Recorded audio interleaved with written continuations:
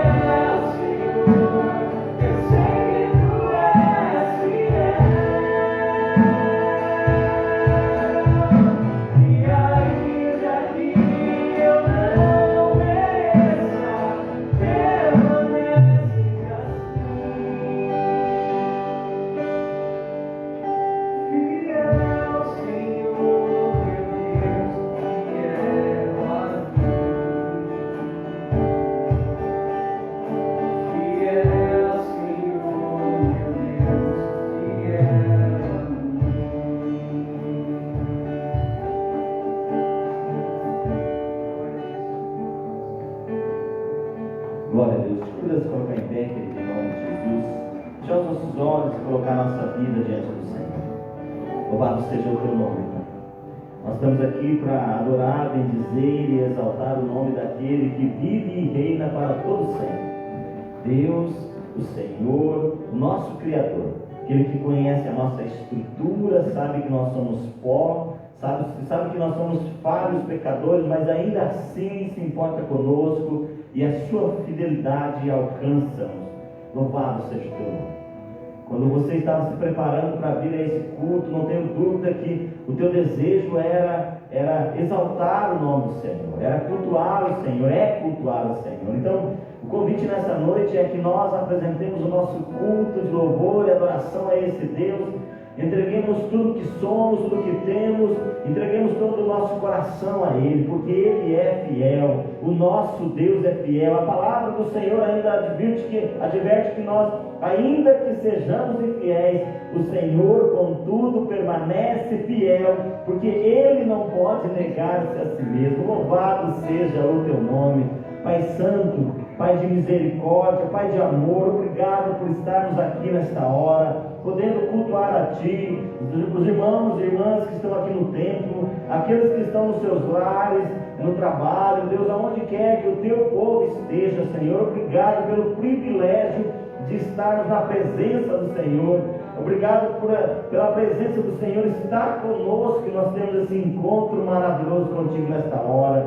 Pai de graça, Pai de amor, Pai de bondade, vem sobre nós, vem com a tua unção, quebrando todas as barreiras, as cadeias, e leva-nos, Espírito Santo, para a sala do trono, que nós possamos apresentar um culto agradável, aceitável a Ti, e à medida, Deus, que nós formos cultuando a Ti, na direção do Espírito Santo de Deus, estende as Suas mãos para curar, estende as Suas mãos para libertar, para restaurar, para renovar a nossa fé, estende as Tuas mãos para abençoar, em nome de Jesus. Pai Santo, nós consagramos a nossa vida a Ti, nós consagramos esse tempo a Ti. Receba, Deus, a nossa vida, receba o culto que nós vamos apresentar agora, Senhor, como ato de louvor, adoração, como sacrifício vivo, santo, e que seja agradável a Ti, em nome de Jesus. Oramos assim, e assim nós Te agradecemos. Amém, glória a Deus,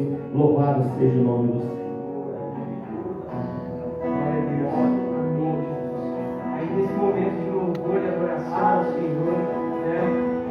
Esse próximo louvor que nós vamos estar cantando agora é um louvor de bênção, né? E eu acho muito interessante porque essa é a bênção que Moisés deixou para o povo ali, antes deles entrarem na terra prometida, né? E a parte que mais me chama a atenção nesse texto é que ele diz que o Senhor faça resplandecer o seu rosto sobre ti, que ele faça brilhar o seu rosto sobre ti. E ver essa imagem da lua, né, que apesar de não ter brilho próprio, quando o sol se reflete sobre ela, ela transmite aquela glória, majestade, uma beleza tão grande, que não é dela, mas é daquilo que provém sobre ela. Que nessa noite o Senhor também possa estar resplandecendo a sua glória sobre a sua vida, que onde você pisar a planta dos seus pés, que essa glória seja transmitida para aqueles que estão aqui no ambiente, amém? Então você possa estar louvando.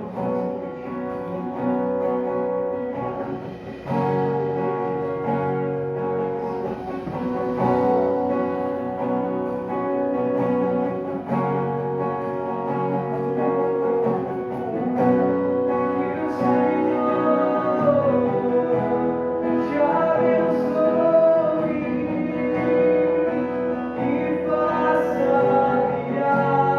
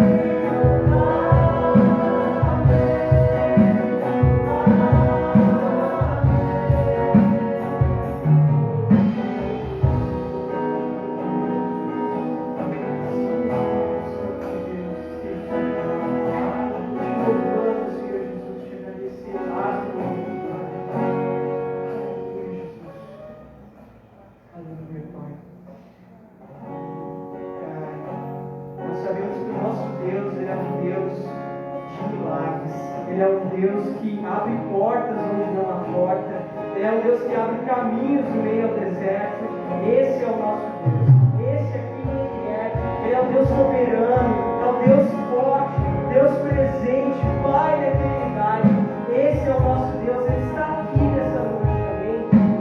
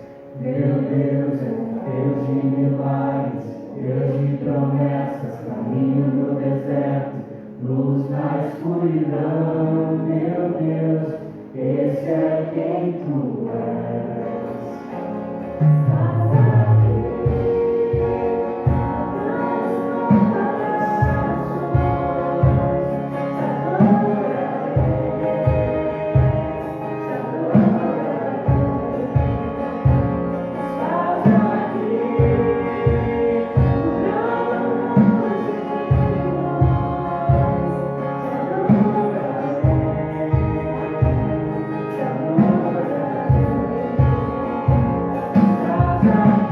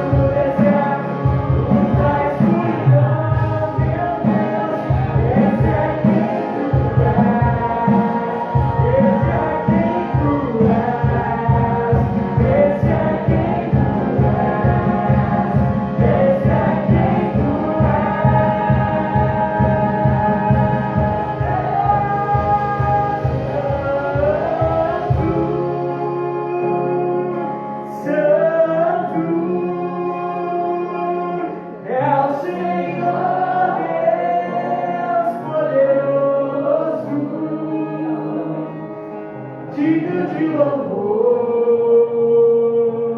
digno de louvor. Tu és santo, santo, é o Senhor Deus poderoso, digno de louvor, digno de louvor. Amém. Aleluia, Senhor.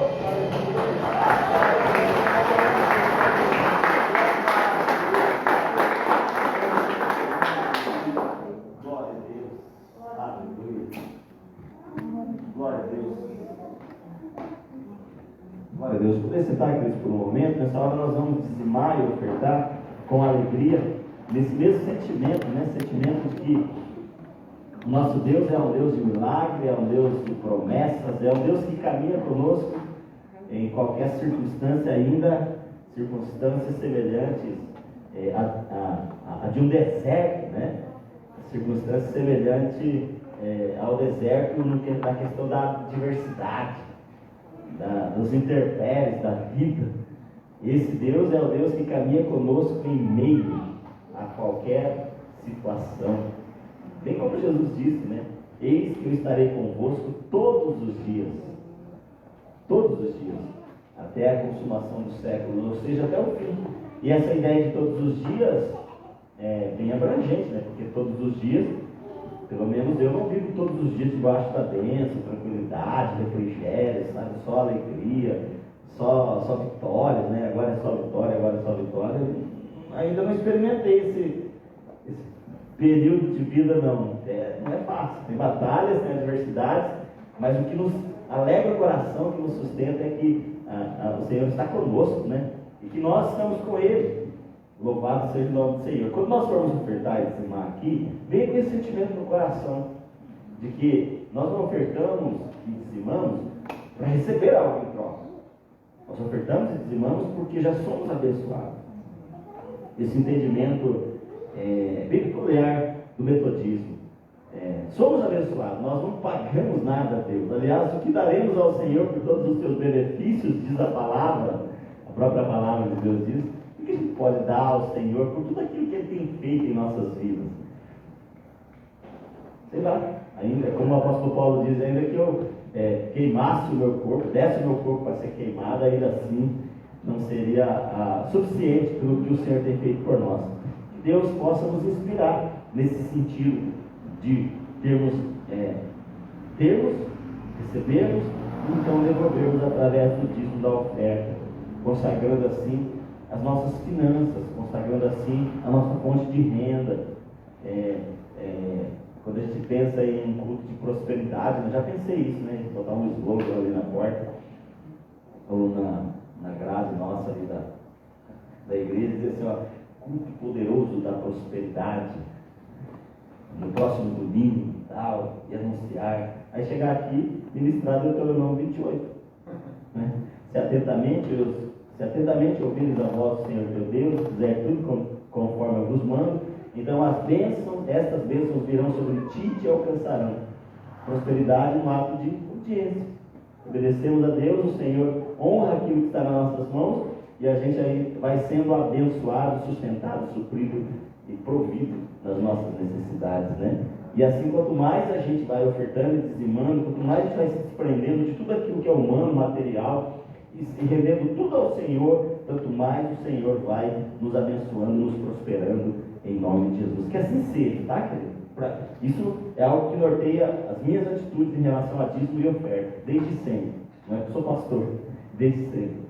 E eu espero que isso também seja o que norteia as tuas atitudes para dizimar e ofertar. Ato de gratidão, de louvor, porque Deus faz.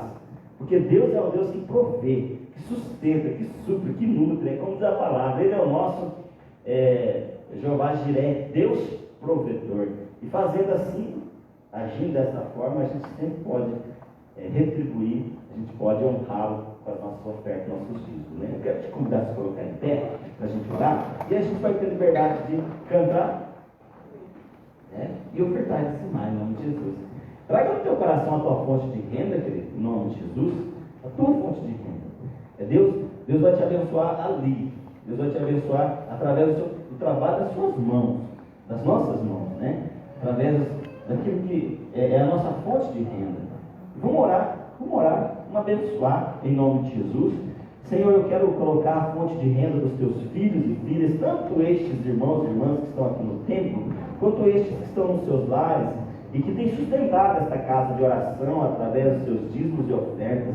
Eu quero colocar a fonte de renda de cada um, o trabalho de cada um, a empresa que teu filho é proprietário, é gerente, é funcionário, Senhor, o trabalho manual, o autônomo, Senhor. Eu quero colocar diante de Ti agora, e eu quero estender as minhas mãos, ó Deus, crendo que o Senhor está estendendo as Tuas mãos sobre a fonte de renda do Teu servo e da Tua serva, e que ali, Deus, seja derramada uma unção, Deus, que o trabalho da mão dos Teus filhos, das Tuas filhas, que o trabalho, a responsabilidade do setor que esse Teu filho, essa Tua filha trabalha, Senhor, seja prosperado ali, Senhor, que os resultados venham, ó Deus, que aqueles que estão ao redor percebam que há algo diferente ali, Deus, e quando buscarem entender essa diferença, entenderão que o que está fazendo a diferença ali é a bênção do Senhor, é a ação, a intervenção, a manifestação do seu poder ali. Em nome de Jesus eu abençoo, na autoridade do nome de Jesus, a fonte de renda desse teu servo e dessa tua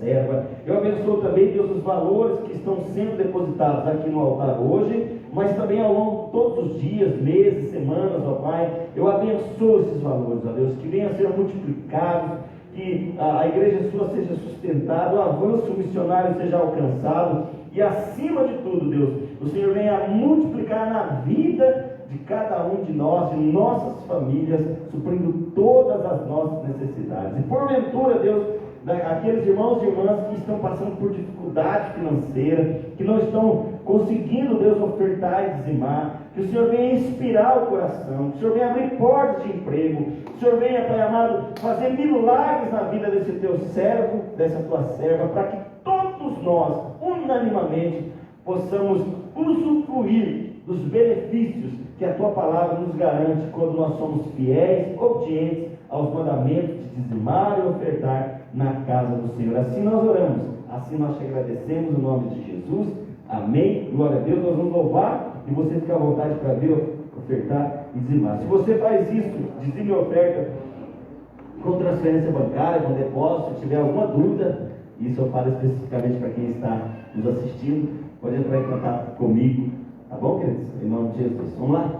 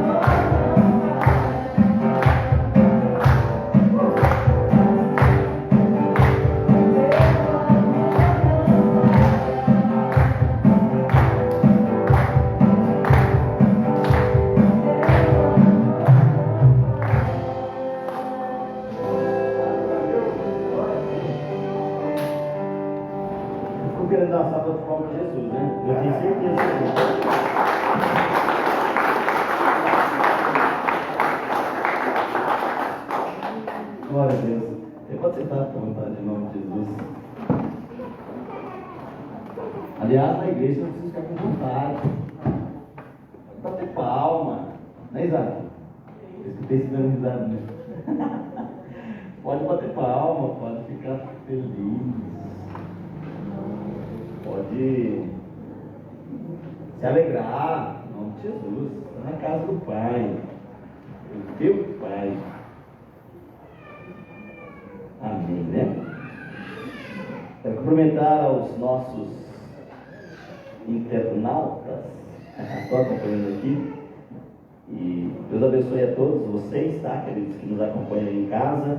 Que a graça e a paz do Senhor Jesus seja contigo e com sua família, em nome de Jesus. Amém? E quero cumprimentar de uma forma muito especial cada um de vocês que estão aqui. Vou falar nome por nome. No culto de quarta-feira eu estou fazendo assim, né? Está mais fácil, não é tão fácil. Mas eu quero cumprimentá-los em nome de Jesus, sejam bem-vindos, família querida. Sou Silvestre. Nós estamos agora, hoje nós estamos internacional, né? Nem tanto, né? Mas estamos com vários irmãos, né, nos visitando. Glória a Deus. Quer dar uma olhada para trás para ver se você reconhece alguém? Eu estava brincando domingo passado, né, da máscara, e é verdade, né? E a gente olha para algumas pessoas e diz assim: acho que eu conheço esse camarada, né? Se fosse em outro momento na igreja, agora nós estaríamos indo nos bancos, abraçando, cumprimentando. Não dá, né, André? Por hora não dá, né? Mas você pode virar para trás ali, dar um tchauzinho, né? Ô, querido, tudo bem? Né? Pro lado. Pode estar com a esposa aí do lado, você abraça ela, abraça ele, assim, ó, e fala assim: Deus te abençoe. Fala no pé do ouvido, sabe? Pode falar para a mãe também, tá aí. Em nome de Jesus, Deus abençoe, Marcelo. Em nome de Jesus. Aí eu conheço, o pessoal não conhece por causa da máscara, né? Que bênção. Bom tê-los aqui, um dia hoje tão atípico, né? Onde nós tivemos aí a possibilidade de votar, algumas pessoas, outros vão ter, os brasileiros pelo menos, tá, gente? Os irmãos da Venezuela aqui, né? Só acompanhar, é assim que funciona. A gente espera que estejamos fazendo o correto e que dê tudo certo no final, né? Em nome de Jesus. E eu sei que alguns irmãos estão nos acompanhando aí. Que Deus nos ajude, Deus nos abençoe nessa noite, que o Espírito Santo de Deus nos conduza nesse culto. Nós estamos aqui para cultuar a Deus, né? Para exaltar, bendizer o nome do Senhor. Eu quero convidar você a abrir a tua Bíblia. Fique à vontade, tá? Você que está nos visitando, que já é membro da igreja. Fique à vontade, está na casa do Pai. Quero convidar você a abrir a tua Bíblia no livro de Ruth. Livro de Ruth, lá no Antigo Testamento. É um livro pequeno.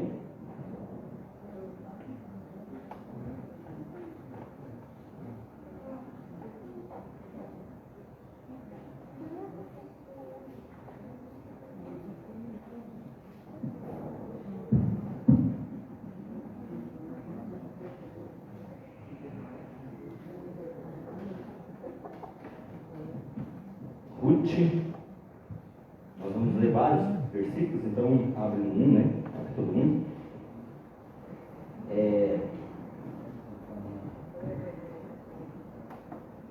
Uma história muito interessante nesse livro, né? Eu creio que Deus tem uma palavra especial para a tua, para a minha, para a nossa vida nessa noite. Já está falando conosco desde o início do culto. Quero convidar vocês a colocar em pé por um momento, deixe o livro aberto, que eu aplicativo aí. Feche os seus olhos, por favor. E repita comigo esta oração. Feche os seus olhos, assim, com sinceridade. Feche os seus olhos físicos e abra, assim, os seus olhos espirituais, como se você estivesse diante de Deus. E diante de Deus você pudesse olhar nos olhos do Senhor. Os olhos de Deus, Ele assentado no seu trono maravilhoso. Imagina a cena. Imagina a cena. Deus assentado no seu trono maravilhoso, glorioso, lindo, seus anjos ao redor do Senhor, e você pudesse olhar nos olhos de Deus E aí eu convido você a repetir comigo esta oração. Repita comigo assim: Senhor Deus, abra os meus ouvidos, quebranta o meu coração e fala comigo, em nome de Jesus. Amém. Pode sentar, querido, em nome de Jesus. Que essa seja a nossa oração, nosso desejo do nosso coração, em nome de Jesus. Que a palavra do Senhor seja vivificada e que Ele fale contigo nessa noite. Essa semana Deus falou muito comigo nesse livro de Ruth. Eu não só li o livro de Ruth, quanto também ouvi várias vezes o livro de Ruth. Por isso que eu disse que é um livro curtinho, 4 capítulos. Uma história bem estruturadinha para os... Estruturadinha é carinhoso, tá, gente?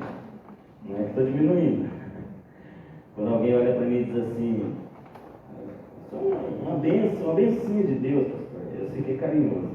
O hino para nós brasileiros é carinhoso, né? É uma história muito bem estruturada, nos padrões da literatura hoje, moderna, estaria correta. Ela tem todas as partes necessárias que formam a contação de uma história, o estilo desse livro, né, o estilo que ele foi escrito. E é bem curtinho. Então eu incentivo você de ir na tua casa essa semana, se você quiser, lógico, para aprofundar um pouco mais. São muitos ensinamentos, muitas dicas, muitas orientações, muitas ministrações que o Senhor pode trazer no coração nosso através do livro de Ruth. Então eu convido, desafio, incentivo você durante a semana a ler o livro de Ruth. Como eu disse, eu li várias vezes e ouvi também várias vezes. Aliás, essa é uma outra opção. Tem uns aplicativos que tem a Bíblia em áudio, bota lá o fonezinho, vai lavar a louça, vai lavar roupa. Dirigir é meio complicado, mas às vezes alguma atividade do trabalho você consegue ter essa condição de dividir ali o que está fazendo e o que está ouvindo, e você pode ouvir o livro de Ruth rapidamente. Alguns minutos você ouve todo o livro de Ruth. E essa semana Deus falou muito comigo nesse livro, e eu espero que Deus fale contigo também, em nome de Jesus. Como eu disse, nós não vamos ler um texto específico, porque nós vamos passar sobre todo o livro. Então nós vamos ler alguns textos, alguns versículos. Então é importante que você depois, até para conferir se eu não estou falando algo que não está no texto, algo que não esteja correto, leia lá. E observando alguma questão, por favor, me ajuda, né? Me ajuda. No início, esse livro de Ruth, ele era, na primeira divisão ali, alguns estudiosos vão, nas suas primeiras propostas de divisão do Antigo Testamento, eles colocam o livro de Ruth dentro do livro de Juízes. Então, em algumas divisões do Antigo Testamento, alguns dos cânones das divisões dos livros do Antigo Testamento, o livro de Ruth está dentro do livro de Juízes, porque a história de Ruth, ou a história que acontece com Ruth e Noemi, acontece no primeiro período dos Juízes. Lembra? Quando Israel é tirado do Egito, Moisés conduz até um determinado momento, e Moisés morre de um momento adiante, Josué conduz o povo de Israel, chegando ao lugar onde Deus havia prometido que os levaria. Então as tribos são instaladas, as várias tribos de Israel são instaladas, e então basicamente cada tribo fazia o que queria. Basicamente cada grupo dos israelitas que vieram lá do Egito, ou que nasceram no meio do deserto, se instalaram na terra que Deus havia prometido, e ali então basicamente cada um fazia o que queria, até que Deus viu a necessidade de levantar homens e mulheres, ou mulheres, para tornar-se a referência sobre aquele povo. Esses são os juízes e a Débora, né? Juíza. E é interessante que então Ruth, a história de Ruth e Noemi acontece no primeiro período.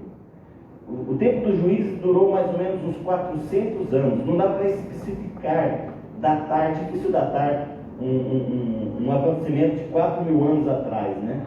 dificilmente é impossível, quase impossível datar. Aproximadamente, então, nos primeiros 200 anos, onde o povo de Israel está instalado ali na terra prometida. Cada vez que se levantava um juiz, o juiz era levantado porque o povo se corrompia. Lembra das histórias? Gideão, Baraque, Sansão, Jefté, Otoniel, Débora e outros juízes que se levantaram. Era porque o povo se afastava de Deus, entrava em decadência espiritual, então havia necessidade de Deus levantar alguém. Daí Deus levantava, então, por exemplo, Gideão, que a gente conhece a história muito bem, para que aquele povo fosse exortado, disciplinado e voltasse a Deus, né? Então, numa dessas situações acontece a história de Ruth. Quando você vai olhar, então, alguns cânones, algumas divisões do Antigo Testamento, dá algumas propostas de divisão, não essa que nós temos, o livro de Ruth está dentro do livro de Juízes. E é interessante pensar sobre isso. Eu tenho que tentar manter naquilo que Deus falou comigo aqui, para a gente chegar no objetivo, porque são muitas coisas interessantes desse livro de Ruth. É interessante que o livro de Juízes fala o livro dos juízes,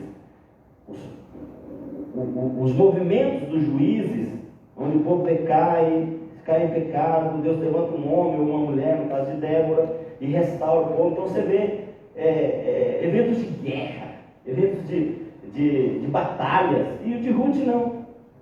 O livro de Ruth não. O livro de Ruth, até anotei aqui, ó, é um livro, é uma história comum, de pessoas comuns, de uma história simples, de que acontece na vida das pessoas de forma até tranquila, comum. Não tem nada de extraordinário na história do livro de Ruth. Por isso que parece que a estrutura do livro de Ruth, a história, ela é bem organizadinha, bem didática. Bem didática. Os professores aqui de plantão depois podem até fazer uma análise aí sobre essa questão, né? Basicamente, o livro de Ruth é basicamente a história de Noemi e Ruth, ou Ruth e Noemi. Parece, alguns historiadores vão dizer que quem escreveu o livro de Ruth talvez tenha sido Samuel. E Samuel estava querendo, talvez, né? Sempre se fala em hipótese, né? Hipoteticamente, poderia ser Samuel, porque Samuel estava querendo, e agora já vou dar um spoiler. Isso? Spoiler, né? Então, Samuel, ou o escritor do livro de Ruth, ele destaca a história de Ruth no primeiro período do juízo, porque ele queria fazer já uma referência da genealogia do rei Davi. E esse é o spoiler. Ruth é bisavó de Davi. Muito interessante isso. Então, o destaque da história de Ruth no meio do período do juízo é porque ela foi alguém essencial na história do grande rei Davi.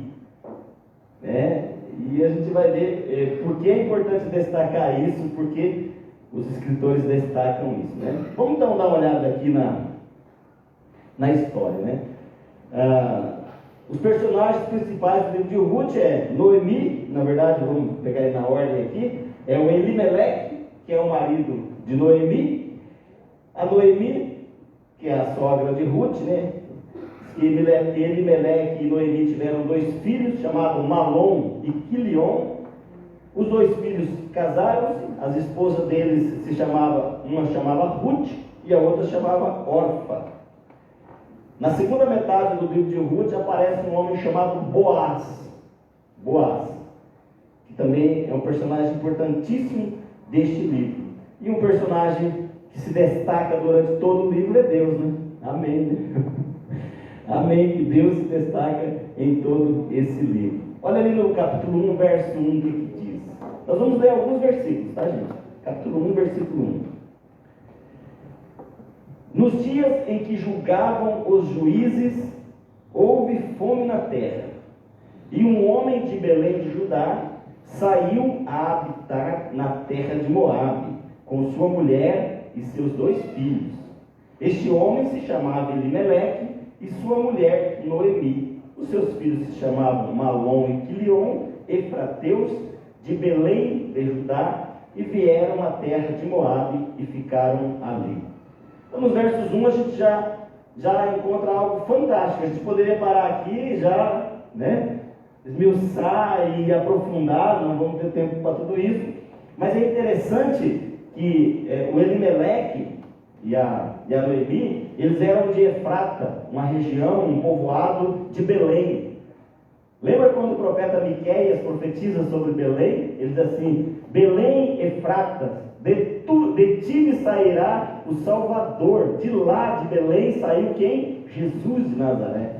Então era um lugar nobríssimo na visão, na perspectiva divina.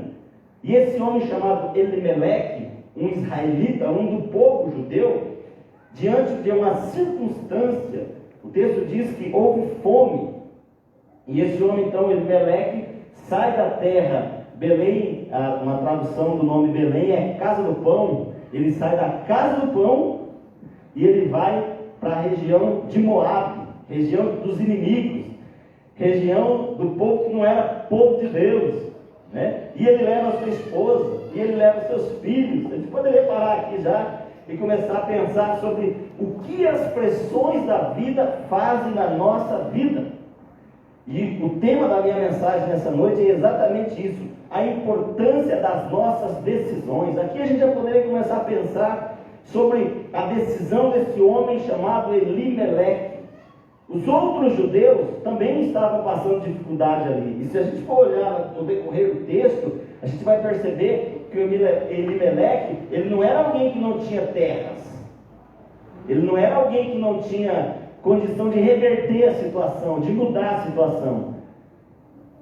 Mas eu também, lendo o texto, me coloquei no lugar desse pai, desse esposo, que às vezes vendo os filhos passando alguma dificuldade, vendo a família sem uma condição, ele então dá aquele respiro fundo, puxa aquele fôlego do coração e fala: tem que fazer alguma coisa, tem que agir de alguma forma. E ele então levanta acampamento e vai para a terra de Moabe, lugar estrangeiro, lugar dos inimigos.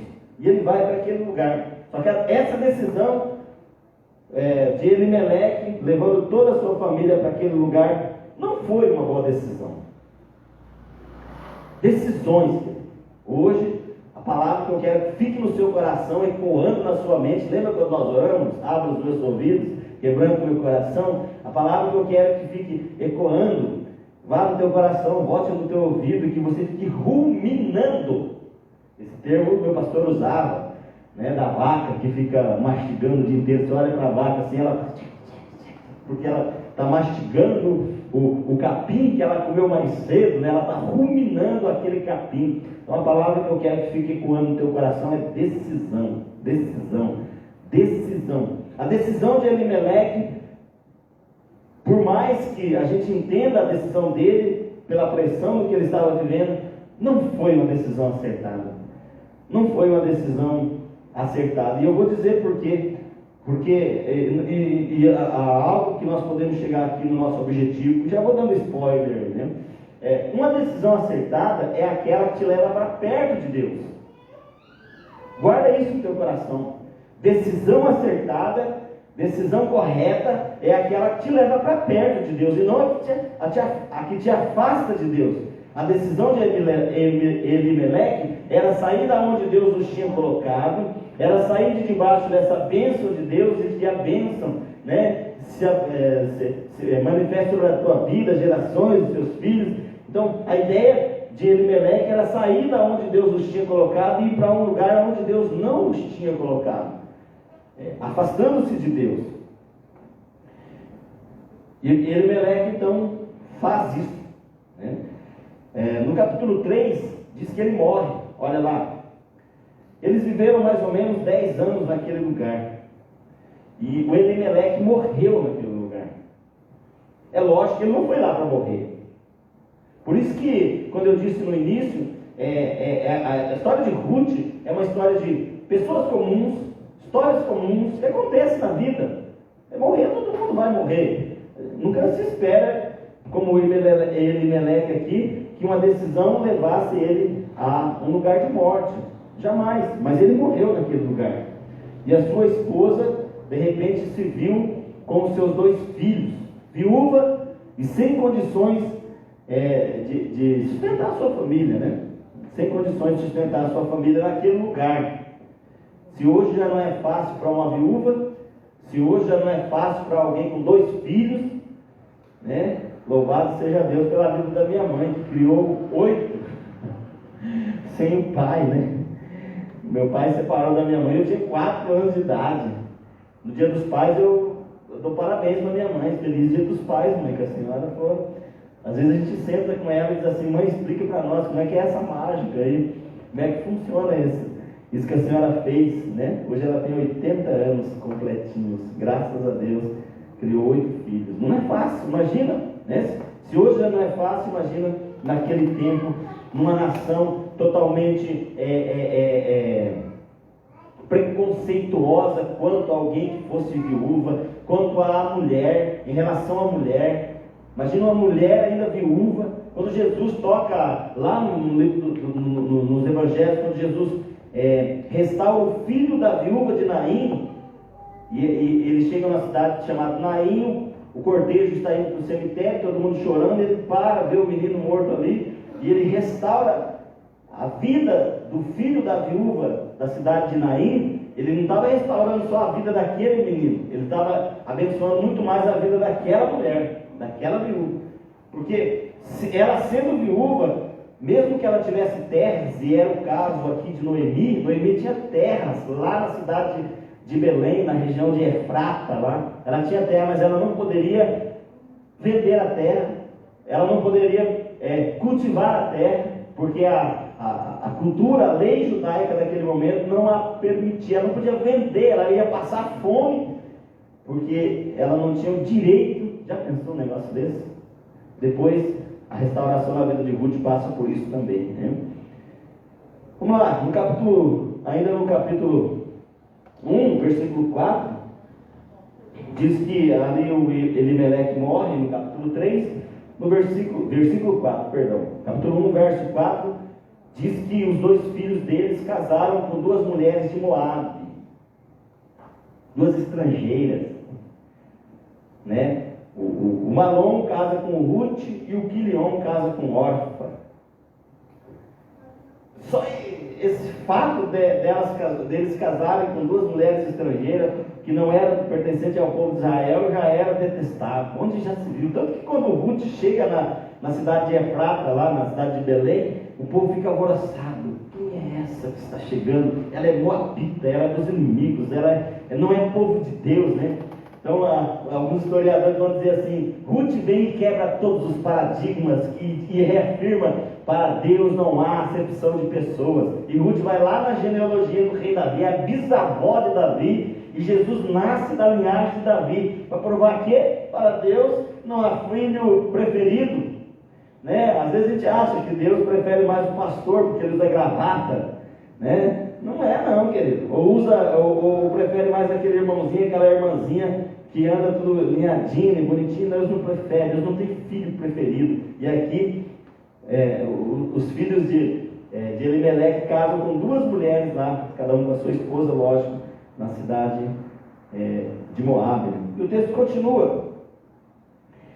Versículo 5 diz que os 2 jovens também morrem naquele lugar. Olha que decisão de Elimeleque, hein? Os 2 filhos também morrem naquele lugar.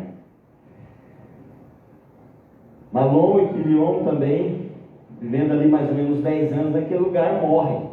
Lá no verso 5 vai dizer isso, né? Morreram também ambos.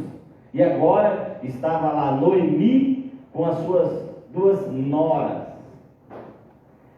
Noemi com as suas 2 noras. Se já com os filhos e com as noras, talvez ela pudesse até se equilibrar ainda, mas só com as noras não ia dar conta do recado. Ela não ia dar conta, certamente, de restaurar aquela situação. E ali no versículo 5, diz que ele morre. No versículo 6, então a Noemi decide voltar.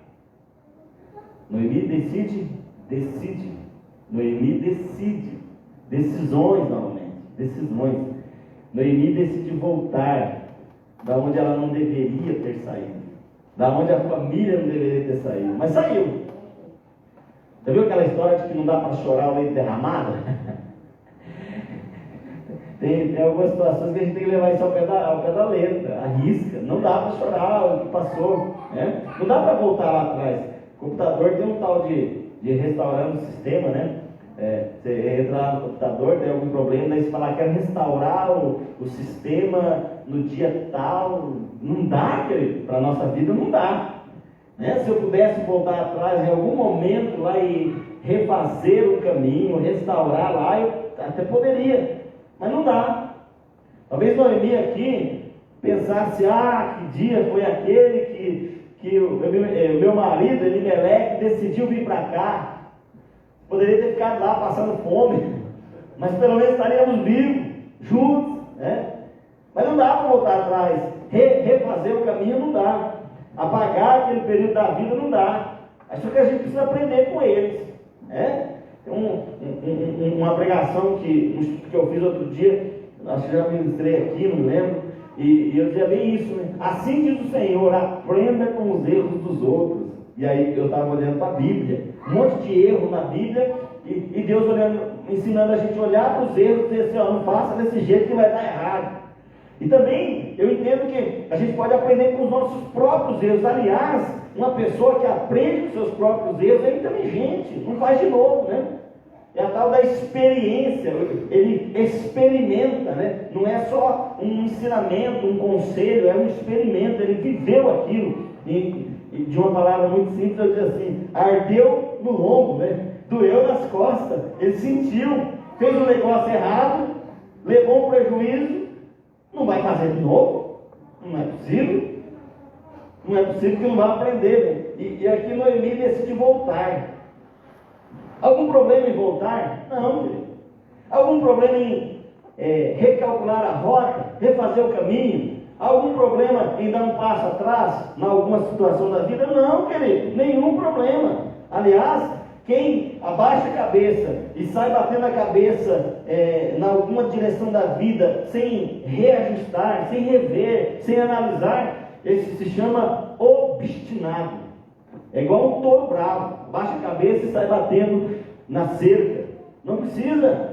O inteligente, se for preciso, dá um passo atrás. Eu gosto muito de um texto que tem no livro de Josué, que diz que o povo de Josué estava vencendo a batalha, e de repente Josué percebeu que o sol estava se pondo, e ele diz assim, se o sol se pôr e nós estivermos nesse vale batalhando, nós vamos ser destruídos. Então ele afasta-se do povo, ele vai para um lugar deserto e ele ora a Deus, Senhor, tem misericórdia de nós, não deixa o dia acabar. A oração dele é poderosa. Ele diz assim, e aí Deus fala ao coração dele e ele ora, sol, detente aonde você está, e lua, aonde você está. Aliás, na verdade, que ele estava dizendo assim, terra, para de girar, relógio da terra, para de funcionar. E diz a palavra que enquanto eles não venceram, a terra não voltou a funcionar. Inclusive os cientistas vão dizer que há um atraso, né? Por isso nós temos o ano bissexto, que acumula minutos, aquela coisa toda, durante 4 anos, enfim. A explicação única que se encontra é pelo que aconteceu ali naquele texto bíblico. Não há nenhum problema de voltar atrás, rever. Não há nenhum problema de dizer para a pessoa assim, vou orar. Aliás, quem me conhece sabe que isso é uma palavra que está sempre na minha boca, né? A pessoa chega animada e tal, e aí eu digo para ela assim, que legal, vamos orar por isso. Às vezes a pessoa quer uma resposta na hora, né? Pastor, irmão vai lá e faz isso. E aí vamos orar por isso, porque se eu não sei, qual que é o problema de eu dizer que eu não sei? Não preciso ter esse problema. Se eu não sei, pronto. E aqui diz o texto que a Noemi decidiu voltar para onde ela não devia ter saído, para a casa do pão, para Belém, para o seu povo. E a atitude que segue aqui é interessante, né? Estamos lendo aqui ainda.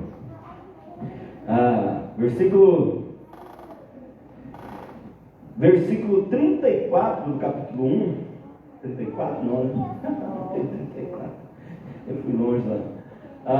Noemi chega e fala para as duas que vão voltar e tal. Olha lá.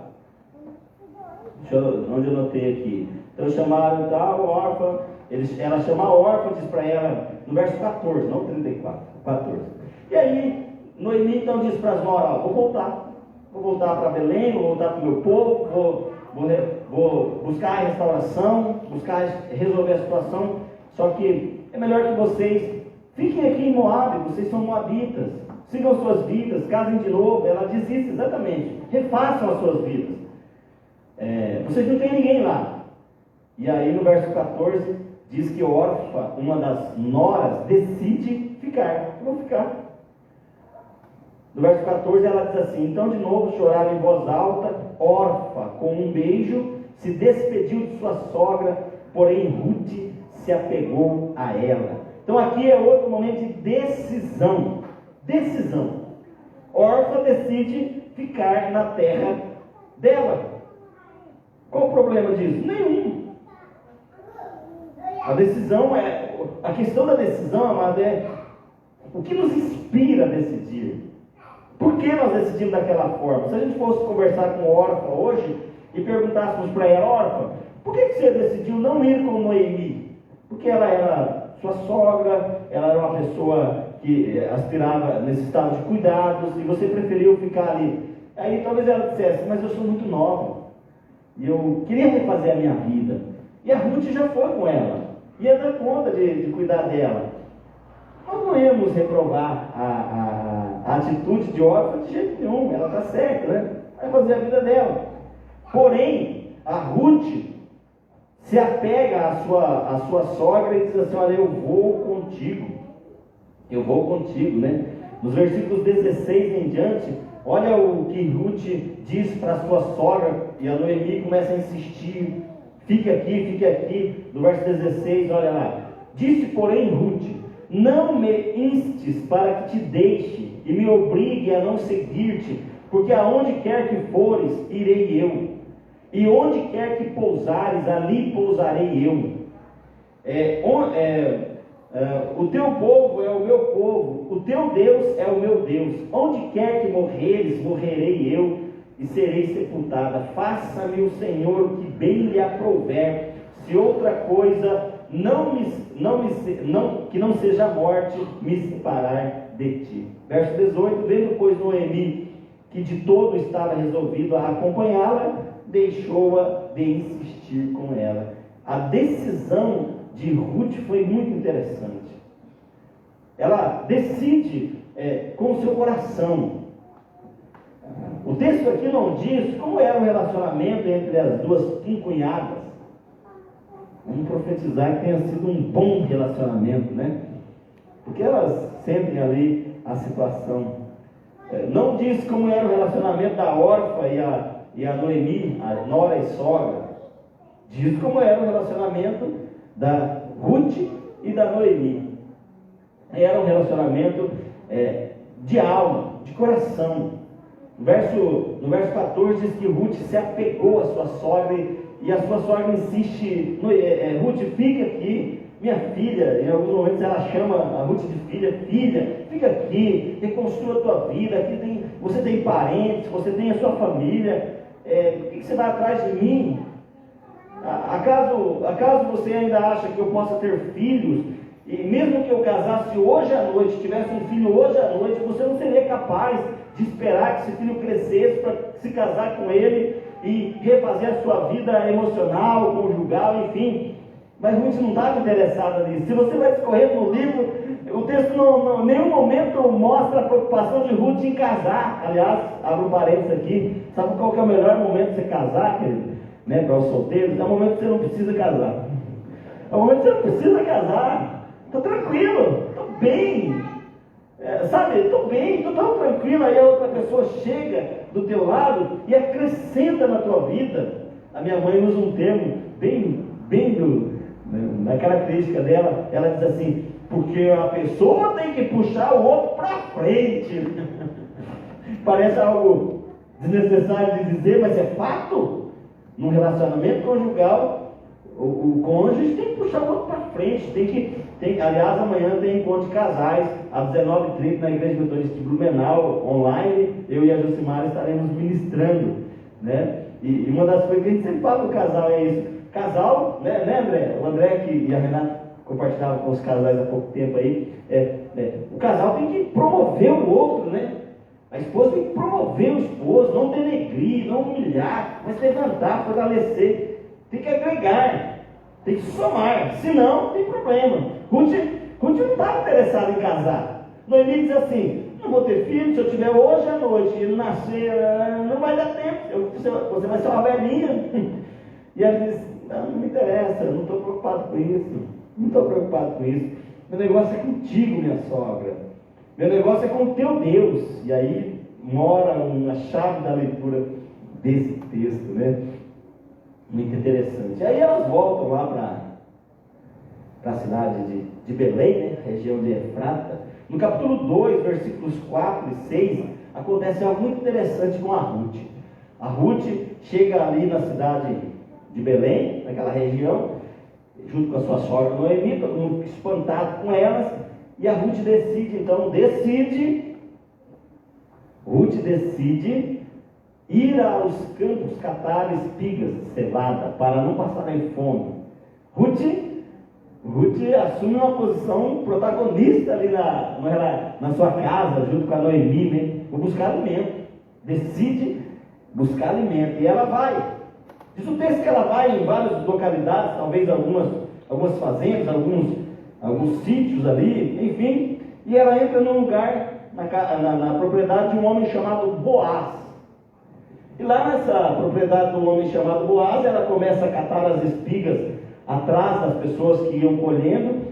As pessoas derrubavam as espigas de cevada, e ela então recolhia e levava para casa para fazer lá os alimentos junto com a sua sogra. No verso 4, ela conhece então esse homem chamado Boaz. Capítulo 2, verso 4, diz assim: eis que Boaz veio de Belém e disse aos segadores: o Senhor esteja convosco. Responderam eles: o Senhor te abençoe. Depois perguntou Boaz ao servo encarregado dos segadores: de quem é esta moça? Boaz já tinha bem mais idade do que a Ruth, né?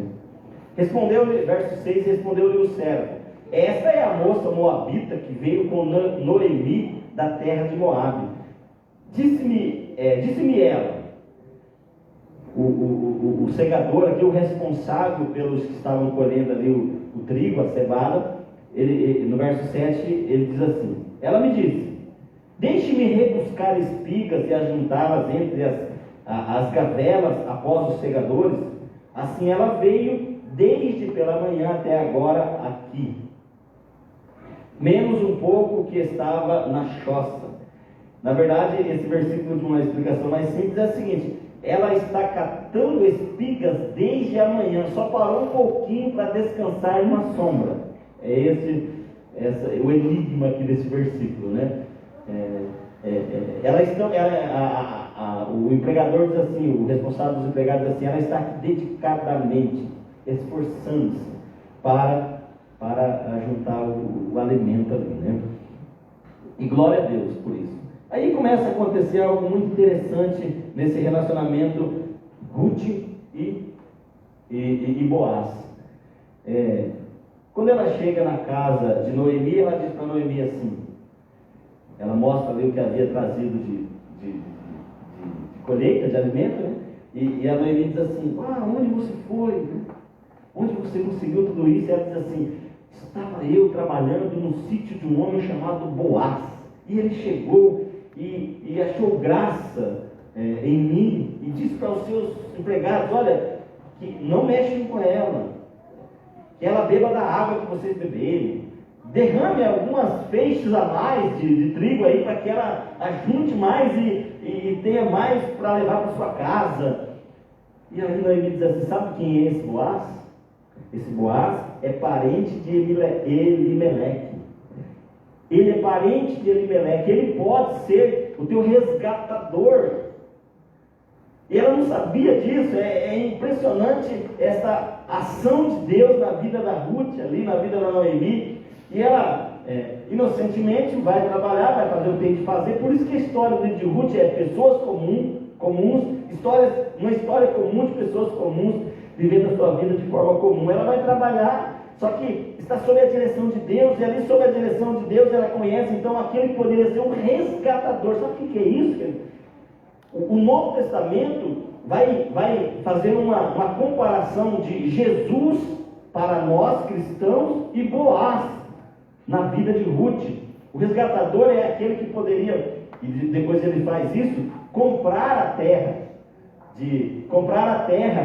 que era de Noemi, que era da herança de Elimeleque, da herança de Quilion, de Malom. Ele poderia comprar, e ele casaria então com essa Ruth, e elas retomariam tudo que era delas. Mais ou menos aquele louvor que a gente canta, né? Que nós podemos ir no terreno do inimigo e tomar de volta tudo que ele nos roubou. A Noemi, a Ruth havia perdido, mas conhecendo Boaz, parente do seu sogro, do seu marido, ela poderia ter de volta tudo o que ela tinha perdido, e assim acontece. Ela chega na casa de Noemi diz: olha, esse Boaz aí é parente nosso, ele pode ser o seu resgatador. E aí então ela continua trabalhando ali, até que então ela se casa com Boaz. E o casamento deles é interessante, porque é um relacionamento de negócio, né? A princípio, bem respeitoso, bem interessante. No Antigo Testamento não tem muito dessas, mas é um relacionamento respeitoso.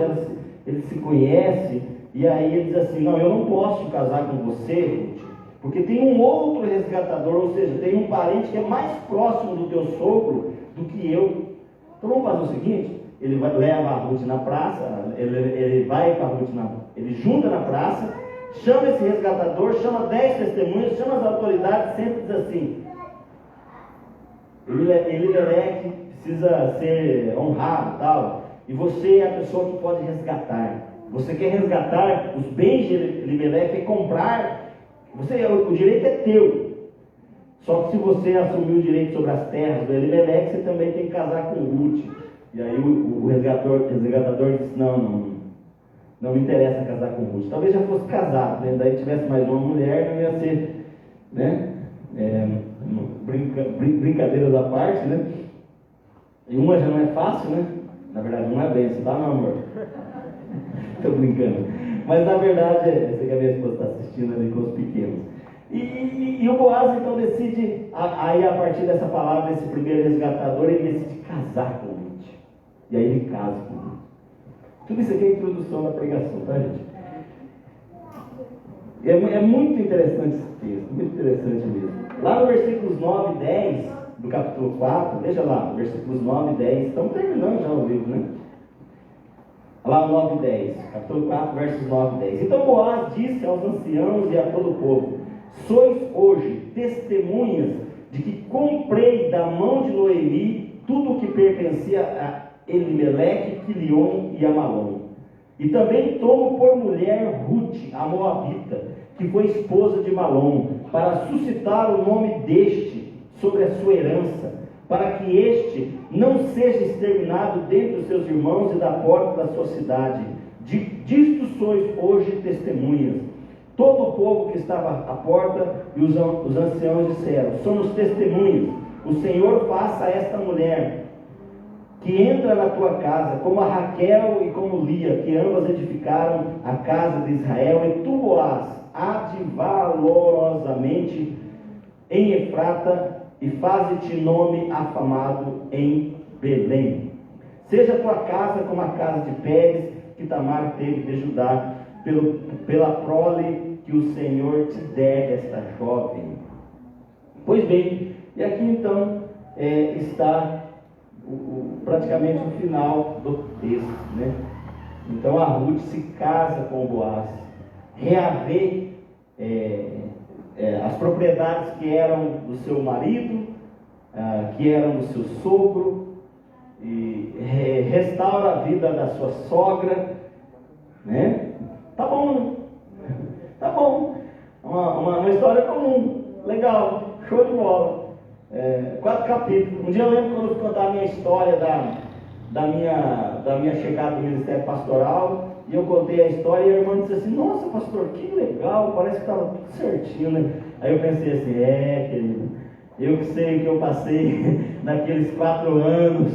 Eu que sei o que passei naquelas decisões. Como se não bastasse isso com a questão da Ruth, olha o que acontece com ela, né? E aí foi o spoiler que eu disse no começo ali, né? Capítulos 13 a 17. Olha ali, no capítulo 13, capítulo 4, versículos 13 até o versículo 17. Assim tomou Boaz a Ruth, e ela passou a ser sua mulher. Coabitou com ela, e o Senhor lhe concedeu que concebesse, e teve um filho. Então as mulheres disseram a Noemi: seja o Senhor bendito, que não deixou hoje de te dar um neto, que será teu resgatador, e seja afamado em Israel o nome deste. Ele será restaurador da sua vida e consolador da sua velhice, pois tua nora, que te ama, o deu à luz, e ela te é melhor do que 7 filhos. Noemi tomou o menino e o pôs no regaço e entrou a cuidar dele. As vizinhas lhe deram um nome, dizendo: a Noemi nasceu um filho, e lhe chamará Obed. Este é o pai de Jessé, pai de Davi. Que coisa linda, querido.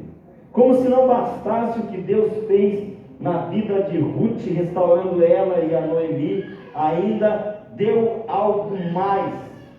Deu a ela o privilégio de, sendo uma estrangeira moabita, fazer parte da genealogia, da linhagem do grande rei Davi, referência até hoje em Israel, pela sua inteligência e capacidade de governância. Coisa linda, né? Coisa linda. E ela não esperava isso. Ela não esperava nem casar. Quanto mais ter um filho. Quanto mais que o filho dela fosse alguém famoso, né? Fosse alguém tão importante. E eu quero então, agora vou pregar a palavra. Agora, fazer alguns destaques, 3 destaques rapidinho, né? É muita coisa, então 3 destaques rapidinho. A vida de Ruth e Noemi começaram a mudar com a decisão de Noemi em voltar para Efrata de Belém. Essa decisão de Noemi levou o Ruth a tomar uma decisão em relação à sua vida espiritual. Isso aqui, querido, é uma ênfase, é uma palavra para ficar gravada no coração. Onde essa história começou a mudar? Quando a Noemi decidiu, o seu marido Elimeleque, os seus 2 filhos mortos, ela decide: vou voltar para onde eu não devia ter saído. Aonde eu não devia ter saído? Debaixo da bênção de Deus. A decisão de Noemi de voltar para esse lugar da bênção de Deus, a casa do pão, a providência de Deus, inspira a sua nora, Ruth, a também decidir dessa forma. Ali começa a transformação da história delas. Talvez a sua história, a história de um monte de gente, está indo de mal a pior. Morreu o marido, está passando fome, morreu o marido, agora morrem os filhos, e assim vai, de mal a pior, de mal a pior. O que eu vou fazer? Vou esperar chegar no fundo ou abaixo, no fundo do poço? Não, eu preciso inteligentemente raciocinar e buscar voltar da onde eu nunca devia ter saído. Outro dia o André falou sobre isso, né? Quando eu fico em dúvida de algumas coisas, eu volto para aquilo que eu tenho certeza, não é, André? Na live de sexta-feira. Noemi volta para onde ela não devia ter saído. E aonde ela não devia ter saído? Debaixo da bênção de Deus, debaixo do senhorio de Deus. O nome de Elimeleque é: o Senhor é o meu, Deus é o meu Senhor. Mas Elimeleque não foi o servo, o súdito de Deus, porque ele decidiu: vou embora. Não condena Elimeleque, porque certamente um pai vendo os filhos, tal, como eu disse, decide, e às vezes erra. Talvez algumas decisões da nossa vida aqui tenham sido erradas, algumas com consequências graves, outras mais menores, umas que ainda estão em curso, que dá para reaver, dá para voltar atrás, dá para pensar. Seja inteligente. Noemi diz assim: vou voltar, tem terra lá. E diz o texto que ela ficou sabendo que Deus havia abençoado aquele lugar. É lógico que Deus ia abençoar aquele lugar. Era a terra onde Deus colocou aquele povo. era aonde a mão de Deus estava. Eu sempre disse para os meus filhos assim: Deus jamais imagino que você seja esse gasofilácio. É gasofilácio que chama esse menino aqui. Imaginando que você seja o gasofilácio e a mão de Deus esteja aqui, jamais Deus vai fazer isso aqui, querido. Então, tirar a mão de sobre a tua vida, ou sobre a minha vida, jamais. Se tem uma coisa que Deus não consegue fazer, é deixar de nos amar. Isso é impossível para Deus. Mas o que a gente faz? Não vai dar para mover, né? Mas o rapazinho aqui, o gasofilácio, sai debaixo da mão e aventura-se para as suas aventuras, suas perspectivas, seus sonhos, e vai. E aí, como o filho pródigo, às vezes está lá, prestes a comer a lavagem que os porcos comem, bebendo, como diz lá no livro dos profetas, da cisterna que não retém água, deixou a fonte de água viva e cavou para si cisternas rotas que não retém água. Está lá, tem que voltar atrás, tem que ser inteligente. Vou voltar da onde eu não devia ter saído. Noemi diz isso. Quando Noemi decide assim, Ruth diz, a órfã, ela diz: não, vou ficar aqui em Moabe. E os moabitas tinham seus deuses, vários deuses. Os moabitas tinham seus deuses. Órfã diz: vou ficar aqui, minha família, meu povo, meu Deus, meu jeitão de viver, é assim que eu aprendi. Eu sempre fui assim, eu nasci assim, vou morrer assim, não mudo mesmo, né? Com esse jeito que até engrossa a voz quando eu falo isso. Ruth diz: não, peraí, opa, sogra, é o seguinte, não insista em querer que eu fique aqui, porque aonde você for eu vou. O teu Deus será o meu Deus. Essa declaração de Ruth é fantástica. Naquela hora é como se ela estivesse levantando a mão assim, num culto de pregação, dizendo assim: eu aceito Jesus como Senhor e Salvador da minha vida. Eu aceito a proposta desse Deus e eu quero me tornar serva dele. É isso que ela faz. E a decisão de Noemi, inspira a Ruth, e a Ruth então começa a refazer o caminho de volta. Querido, se você chegou no fundo do poço, aleluia, glória a Deus, é hora de voltar para cima. É hora de voltar da onde você não deveria ter saído, né?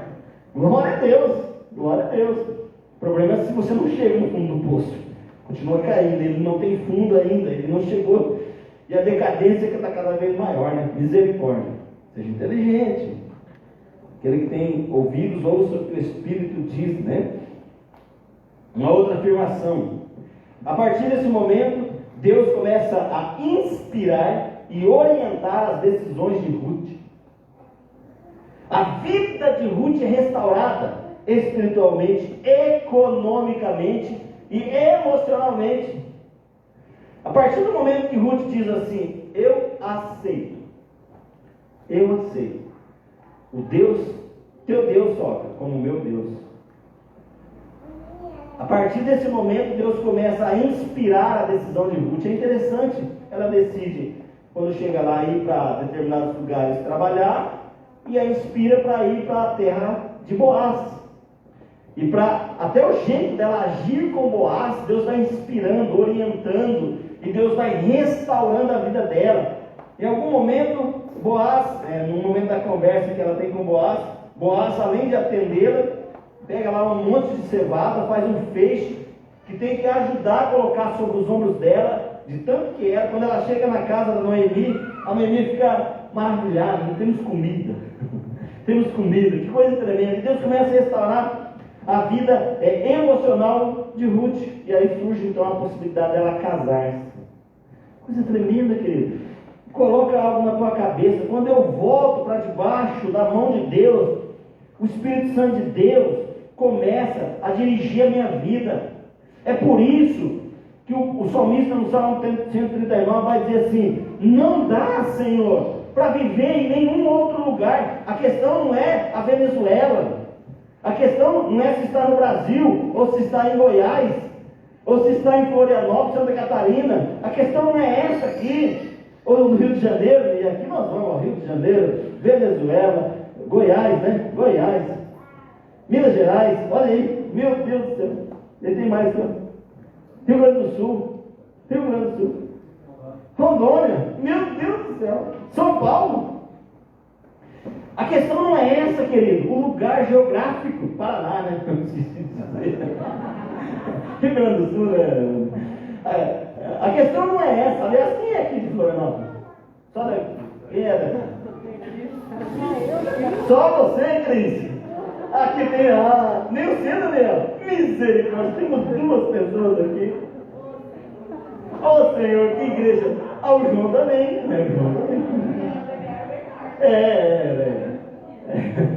Mas de Florianópolis é muito pouco. Queridos, a questão não é geográfica. Né? A questão não é geográfica, não é se eles estavam lá em Moabe ou em Israel. A questão é que eles estavam debaixo da bênção de Deus. E Deus então começa a restaurar, sabe? Começa a restaurar. Uma vez eu vi um amigo meu, pastor Armando Altino, meu parceiraço, pregando uma palavra lá no Paraguai. Nós estávamos numa missão lá, e ele pregou a palavra do Salmo 23. Ele diz assim: o Senhor é o meu pastor e nada me faltará. Pode pegar a tradução mais atualizada e dizer assim: o Senhor é o meu pastor, de nada sentirei falta. Se você não sentirá falta de nada, ou nada te faltará, não sentirá falta de nada, se o Senhor for o teu pastor. Porque se o Senhor não for o teu pastor, você pode ler o Salmo em todas as línguas, hebraica, aramaica, todas as línguas, e não vai fazer nada na tua vida, não vai fazer sentido nenhum, não vai mudar nada. Mas um dia que você corajosamente decidir: eu sou ovelha, eu sou criatura, eu sou servo, e Deus é Deus, Ele é Senhor, Ele é Criador, eu submeto-me a Ele. Então aí sim você não vai sentir falta de nada, porque a partir daquele momento você decidiu: eu sou ovelha. Então aí Deus se tornou verdadeiramente o teu pastor. Eu nunca esqueço dessa palavra do pastor Altino. Deus começa a restaurar a vida de Ruth e começa a restaurar a vida de Noemi.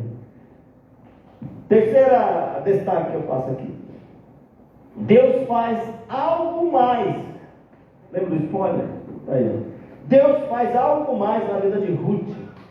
Ela gera Obed, que gera Jessé, que gera o grande rei Davi. Oh, glória a Deus, né? Ruth é a bisavó do rei Davi e integra a genealogia de Jesus. Os historiadores vão dizer que talvez o escrito de Ruth foi só para dizer assim, só para chegar nesse final: ela era a bisavó de Davi. Só para atestar uma linhagem ali. Sabe o que é isso, querido? Quando eu me submeto a Deus, quando eu me submeto à palavra de Deus, eu vou dizer para ti: a palavra de Deus é dura. Deus é duro. Deus não negocia. Deus chama a gente com um compromisso fiel. A órfã diz assim: não, peraí, tenho família aqui, tenho vida aqui, tenho história aqui, vou ficar aqui. Ruth diz: não, peraí, eu estou me submetendo ao Senhor desse Deus. E a vida de Ruth então é transformada, e Deus faz algo mais. A palavra de Deus é dura. Às vezes Deus diz assim: tem que perdoar o fulano, tem que mudar. Está bonito de ver, coitado do gasofilácio aqui, estou massacrando ele. Tem que perdoar o fulano, tem que falar com ele, tem que parar de agir assim. É duro isso, querido. Mas quando você faz, Deus honra, Deus respalda, Deus assina embaixo, Deus confirma. E é isso que acontece na vida da Ruth. Deus concede a ela o que ela queria e fez algo mais. A palavra do Senhor vai dizer assim, que Deus é poderoso para fazer tudo, muito mais, além, abundantemente do que aquilo que nós pedimos ou pensarmos, conforme o seu poder que opera em nós. Quando eu me submeto ao senhorio de Deus na minha vida, Deus faz algo mais. Talvez, eu não sei quando que Ruth morreu, se ela viu o seu neto, se ela viu o seu bisneto, Davi, né? A minha mãe viu os bisnetos dela, né? Que satisfação da minha mãe quando pegou a dupla dinâmica lá, né? O o super baby e o bat baby, né? A dupla dinâmica. Minha sogra ficou impactada, minha mãe ficou impactada. Ah, meu Deus, eu nunca vi a minha mãe tão feliz. Ela não tem um monte, né? São 48 pessoas na linhagem, na família da minha mãe ali. Um monte de neto, bisneto, mas ela ficou impactada. Não sei porquê, mas ficou. Não sei se Noemi, se a Ruth teve esse privilégio de ver o Davi, o seu bisneto. O fato foi que Deus fez muito mais além e abundantemente daquilo que ela imaginava, daquilo que ela queria. E assim é Deus, filho. Assim é Deus. Deus é poderoso para fazer tudo muito mais além abundantemente do que aquilo que nós queremos e pensamos. Porque o poder dele extrapola. Ele é sobrenatural. Vamos orar? Vamos colocar em pé em nome de Jesus. Mas a gente continua falando aqui, né? Eu gosto disso. Eu gosto disso, né? Tudo começou quando a Ruth tomou a decisão. Quando a Noemi toma a decisão e inspira a Ruth. E a vida delas, e a história da vida delas é transformada. A decisão foi, ao invés de tomar uma decisão que me afasta de Deus, a decisão que eu tomo é voltar-se para me aproximar de Deus. Quero convidar para fechar seus olhos. Nós vamos orar nesse momento. Reflita. Talvez quando você pensa nesse texto, talvez quando você está ouvindo e essa meditação e pensando em decisões, já vem na nossa cabeça, ainda mais nós que somos forasteiros aqui em Florianópolis, né? Já pensa em mudança, né? Sair do meu país, sair do meu estado, sair da minha cidade, vir para cá. Talvez isso é a primeira coisa que vem no coração. Quero ir muito mais além do que isso. Quero ir para aquela decisão em obedecer a palavra de Deus. Decisão em se submeter à orientação de Deus. Decisão em se render ao senhorio de Deus. A não permitir que o eu fale mais alto, que o seu bem-estar fale mais alto. A órfã com certeza pensou nela, a Ruth pensou na sogra. A órfã com certeza não quis ir pela fé. A Ruth olhou pelos olhos da fé e disse assim: minha sogra, se for para morrer lá naquele lugar, se lá está o seu Deus, eu vou estar lá contigo. Foi pela fé. Querido, às vezes algumas decisões que a gente precisa tomar, simples, em obediência a Deus, são mais difíceis do que levantar o acampamento e mudar de estado. Às vezes a decisão de perdoar o irmão, às vezes a decisão de colocar em prática uma orientação da parte de Deus, sabe? São decisões importantes que vão mudar a nossa história, vão mudar a situação, vão fazer algo mais na nossa vida. É decisão, querido. É decisão. Você pode escolher ficar agarrado nisso, ou você pode escolher se libertar, decidir superar isso. Quando eu estava orando, eu disse: Senhor, me ajuda a fazer as escolhas certas e decidir da forma certa. Me ajuda a ouvir a voz do Espírito Santo e andar como um homem de Deus, agindo como um homem de Deus, porque Deus não tem filho privilegiado ou filho preferido, mas Ele honra aquele que se achega a Ele, aquele que busca a face dEle. Pai Santo, eu quero orar pelos meus irmãos e irmãs aqui. O Senhor conhece o coração de cada um. O Senhor conhece o que precisa ser decidido na vida de cada um. Então, nesta noite, Espírito Santo, assim como o Senhor inspirou a vida de Noemi, a vida de Ruth, e restaurou a vida delas, vem também na nossa vida e restaura-nos. Vem também na nossa vida e transforma. Pai, eu quero profetizar coisas grandiosas acontecendo na vida dos meus irmãos e irmãs aqui. Que as nossas decisões em voltar-se a Ti, em estar mais próximo de Ti, em viver a Tua palavra, em servir a Ti, em andar contigo, que essas decisões sejam respaldadas, sejam abençoadas e comecem, ó Deus, a ser visível, como diz a Tua palavra lá no livro de Mateus capítulo 6, quando a gente entra no nosso quarto, ora a Ti, nosso Deus, que está em secreto, o Senhor, nosso Deus, nos recompensa publicamente. Então, Deus, abençoa o teu filho, abençoa a tua filha, abençoa a nossa vida, Pai. Em nome de Cristo Jesus, eu oro, Deus, para que as nossas decisões sejam direcionadas por Ti e respaldadas pelo Senhor, em nome de Cristo Jesus. Amém. Glória a Deus. Pode sentar, querido, fica à vontade em nome de Jesus. Eu oro isso, tá? Oro literalmente, de verdade, eu orei isso quando eu estava pensando nesse texto. Que você e eu sejamos direcionados pelo Espírito Santo, que as nossas decisões sejam respaldadas por Deus. E aí alguém olhando e dizendo assim, talvez aquelas mulheres lá de Efrata, né? Aquela regiãozinha, algumas poucas pessoas morando ali, e de repente vendo Noemi se casando com Boaz, olha lá, tanta moça bonita aqui, tanta moça solteira aqui, Boaz, olha só, né? E aí, de repente a Noemi fica grávida, a Ruth fica grávida, tem um filho, homem, naquele período era importantíssimo ter um filho homem, né? E as mulheres olhando e Deus honrando ela publicamente. Decida-se. Tome decisões na tua vida que te levem mais perto de Deus. E assim Deus vai te respaldando em nome de Jesus. Amém? É isso aí. Alguns avisos, amanhã é 19 ou 19h30 amanhã? Não me lembro. Na reunião de casais online.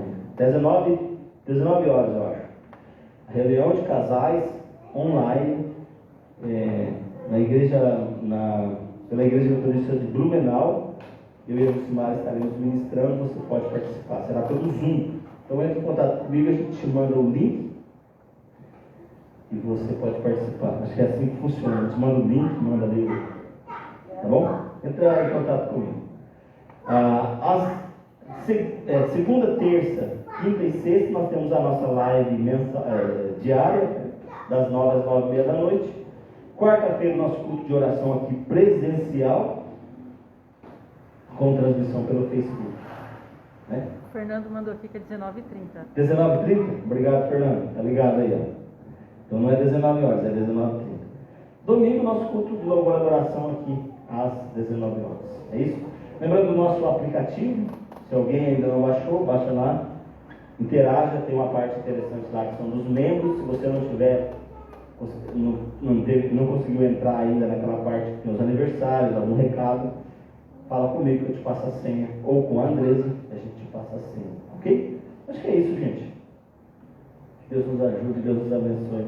Tarefa da semana, leia o livro de Ruth. E reveja, vai lendo o livro de Ruth e revendo esse vídeo que está lá no Facebook, né, e você vai ser abençoado. Vai anotando algumas coisas e a gente vai conversando sobre isso. Amém? Vamos colocar em pé. Quero agradecer mais uma vez a presença de todos os forasteiros como eu, todos que nos visitam nessa noite, todos que estão aqui, em nome de Jesus, são muito bem-vindos. Alegria da Zenir e a Cris receber a gente aqui. Benção, né? E João também. Amém. Pai, quero te louvar por esse culto gostoso, abençoado, e poder compartilhar essa palavra que é viva. Que essa semana seja uma semana de bênção. Ajuda-nos nessa semana a tomar decisões que nos aproximam de Ti, Senhor. Em nome de Jesus Cristo de Nazaré. Abençoa, Deus, que cada vida, cada família, abençoa o nosso trabalho, nos dê livramento, ó Pai.